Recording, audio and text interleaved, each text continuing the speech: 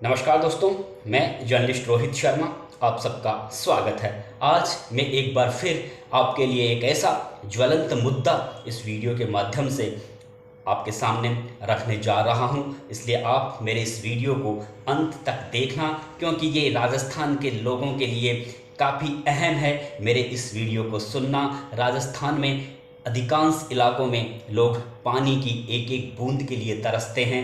राजस्थान जैसे सूखे प्रदेश के लिए नदी, तालाब, झरने और बांध कितना मायना रखते हैं ये आप अच्छी तरह से समझ सकते हैं। लेकिन राजस्थान में ही कई इलाकों में नदी, तालाब, बांध के भराव क्षेत्र में जिस तरह से व्यापक पैमाने पर अतिक्रमण हुए हैं, उससे कई जगहों पर बांध पूरी तरह से मरुस्थल में तब्दील हो गए हैं, क्योंकि उनमें पानी आता नहीं है। आप देख सकते हैं कि राजस्थान में जयपुर के निकट रामगढ़ झील कभी जयपुर वासियों की प्यास बुझाया करती थी। रामगढ़ झील में कभी एशियाई खेल में नौकायान प्रतियोगिता भी हुई थी। आज वही रामगढ़ झील अतिक्रमण की वजह से उसमें पानी नहीं आता है, आज पूरी तरह से मरुस्थल में तब्दील हो गई है। खैर, मैं इस वीडियो को उस दिशा में लेकर नहीं जा रहा। मैं आज इस वीडियो को जो अभी ज्वलंत मुद्दा राजस्थान विधानसभा में देवनारायण बोर्ड के अध्यक्ष और नदबई के विधायक जोगेंद्र सिंह आवाना, जिन्हें कैबिनेट मंत्री का दर्जा प्राप्त है, एक कैबिनेट मंत्री के दर्जा प्राप्त व्यक्ति को राजस्थान विधानसभा में अपने निर्वाचन क्षेत्र में बांध के भराव क्षेत्र में जमीन पर हुए अतिक्रमण को हटाने के लिए गुहार लगानी पड़ गई, तो आप समझ सकते हैं कि राजस्थान में ब्यूरोक्रेसी जनप्रतिनिधियों पर कितनी जबरदस्त तरीके से हावी है। जोगेंद्र सिंह आवाना नदबई से विधायक हैं, देवनारायण बोर्ड के अध्यक्ष हैं, कैबिनेट मंत्री का उन्हें दर्जा प्राप्त है, और जिस तरह की बातें उन्होंने राजस्थान विधानसभा में उस बांध के भराव क्षेत्र से अतिक्रमण हटाने के लिए कही, उन बातों को सुनकर ये मन को बड़ा कष्ट और तकलीफ होता है कि एक कैबिनेट मंत्री का ये बयान कि आप मेरे इलाके से अतिक्रमण हटवा दीजिए जांच करवा कर। तो ये स्थितियां आखिर ऐसी क्यों पैदा हुई, जबकि जोगेंद्र सिंह आवाना ने यह भी कहा कि वे इससे पहले भरतपुर के जो जिला कलेक्टर हैं आलोक रंजन, उनसे मिले थे और उनसे रिक्वेस्ट की थी कि आप इस बांध के भराव क्षेत्र की जमीन पर निर्माण के लिए अपनी स्वीकृति प्रदान मत करना। इसके बावजूद जिला कलेक्टर ने वहां पर स्वीकृति प्रदान की, जिसकी बदौलत आज वहां पर बांध के भराव क्षेत्र की जमीन पर व्यापक पैमाने पर वहां पर एक बड़ी विशाल बिल्डिंग बन गई है। हजारों लोग काफ़ी परेशान हैं।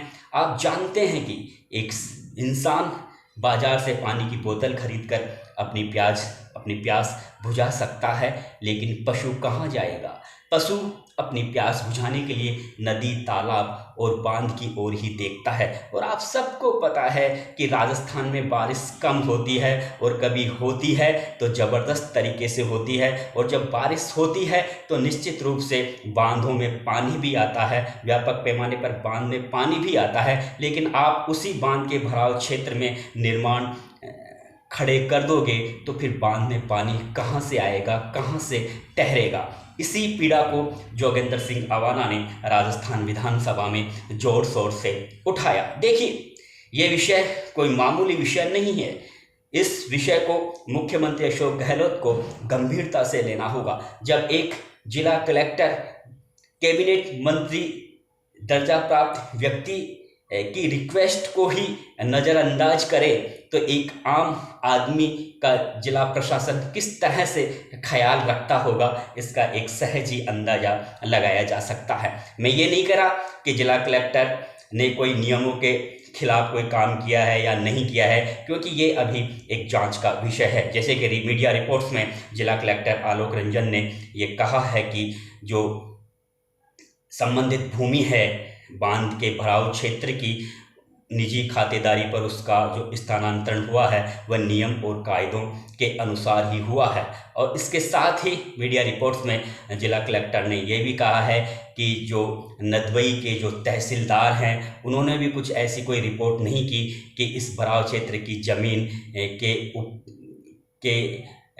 उपयोग नहीं करने संबंधी उन्होंने कुछ ऐसा रिपोर्ट उन्होंने नहीं किया। दो बातें यहाँ पर आकर खड़ी हो गई हैं। सबसे पहले तो ये कि मीडिया रिपोर्ट्स में इस तरह की खबरें भी है कि सिंचाई विभाग की ओर से वर्ष 2004 में ही नदबई पंचायत समिति के विकास अधिकारी को एक पत्र जारी करके ये साफ कहा गया था कि ये बांध के भराव क्षेत्र की जमीन है और इस पर निर्माण के लिए किसी को भी अनापत्ति पत्र जारी नहीं किया जाए। ये डॉक्यूमेंट्स है, ये सिंचाई विभाग की ओर से नदबई पंचायत समिति के विकास अधिकारी को 2004 में ही जारी कर दिया गया था।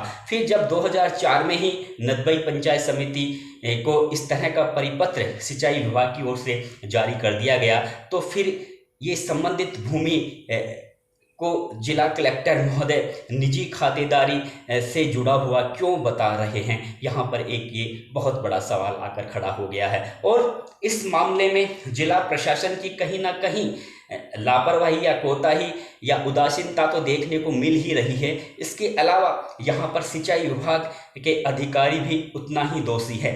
आपकी ज़मीन पर आप कोई मकान खड़े कर रहा है, मकान निर्माण कर रहा है और आप चुपचाप तमाशा देख रहे हैं, ऐसा हो नहीं सकता।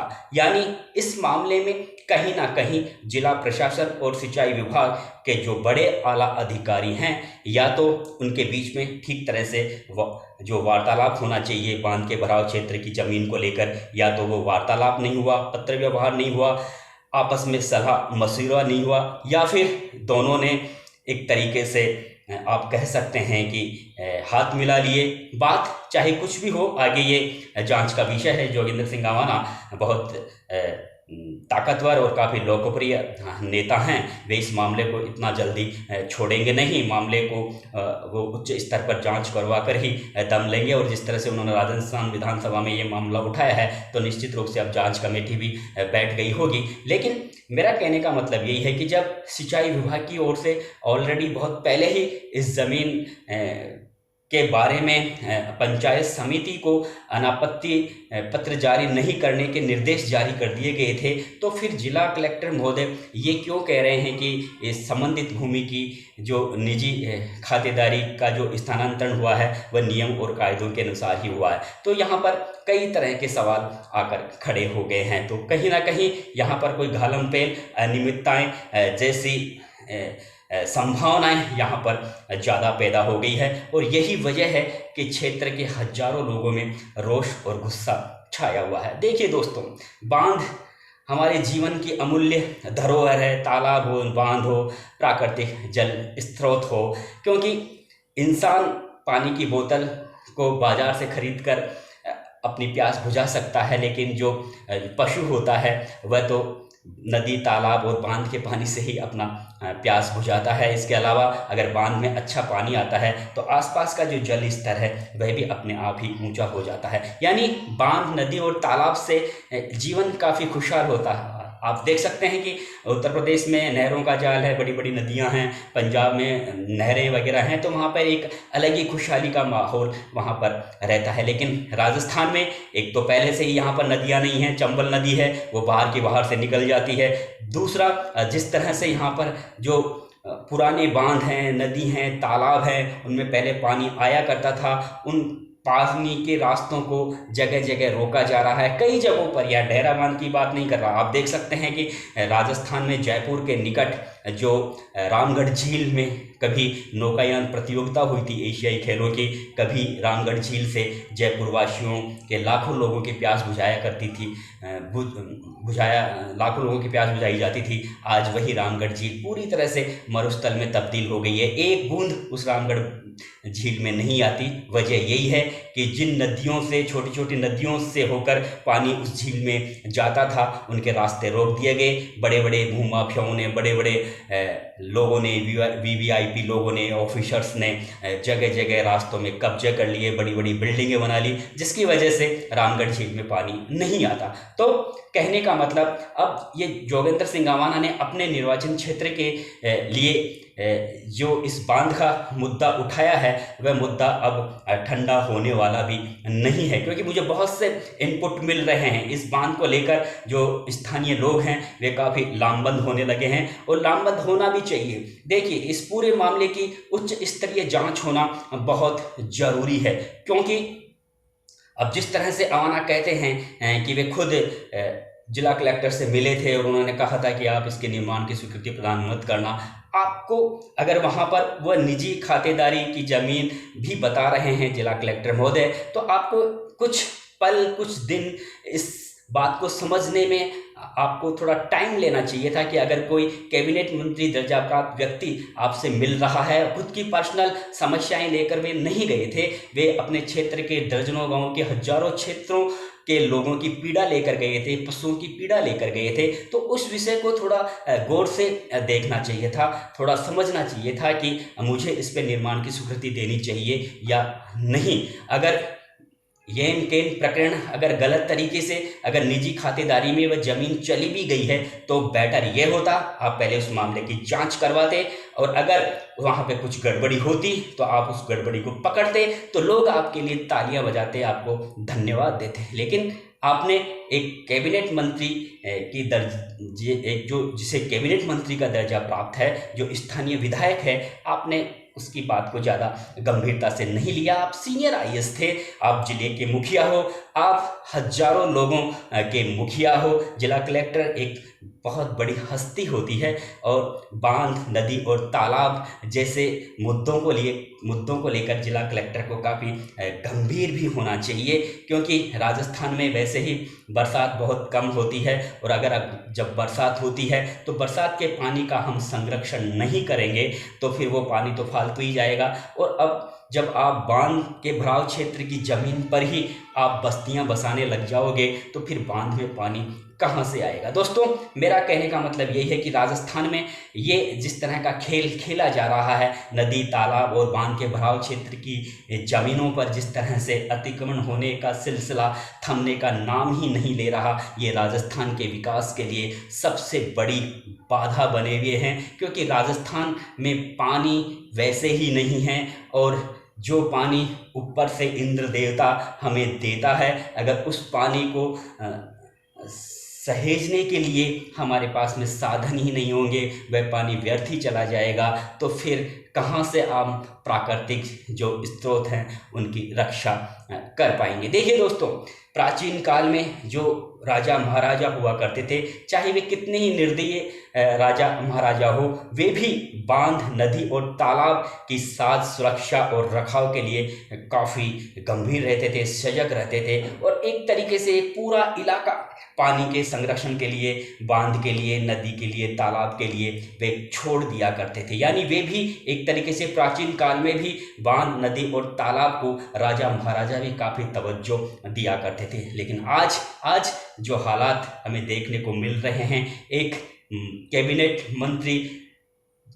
मंत्री का दर्जा प्राप्त व्यक्ति अपने क्षेत्र में बांध के भराव क्षेत्र में हुए अतिक्रमण को हटाने के लिए राजस्थान विधानसभा में उसे बोलना पड़ जाता है, तो निश्चित रूप से कहीं ना कहीं राजस्थान सरकार में मुख्यमंत्री अशोक गहलोत की जो पकड़ है ब्यूरोक्रेसी में, वह कहीं ना कहीं कमज़ोर है।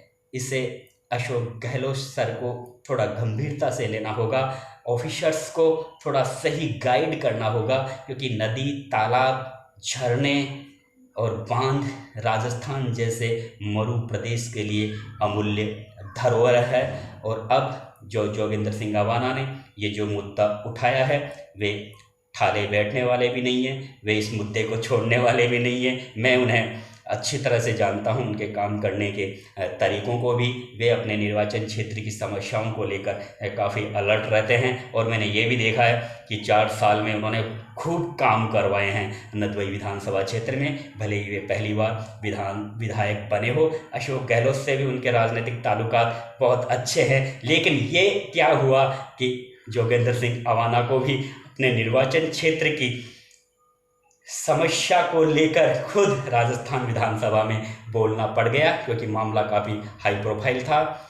जिला कलेक्टर से जुड़ा हुआ था, इसलिए उन्होंने भी ये समझ लिया था कि ये मामला जब तक वे विधानसभा में नहीं उठाएंगे शायद उन्हें न्याय नहीं मिलेगा। देखना यह है कि अब इस पूरे मामले की जांच से क्या निकल कर सामने आता है। लेकिन मैं तो मोटे तौर से यही जानता हूं कि अगर वह ज़मीन अगर निजी खातेदारी में भी चली गई थी तो वो कैसे गई, क्यों गई, ये भी एक बहुत बड़ी जांच का विषय है। नमस्कार दोस्तों।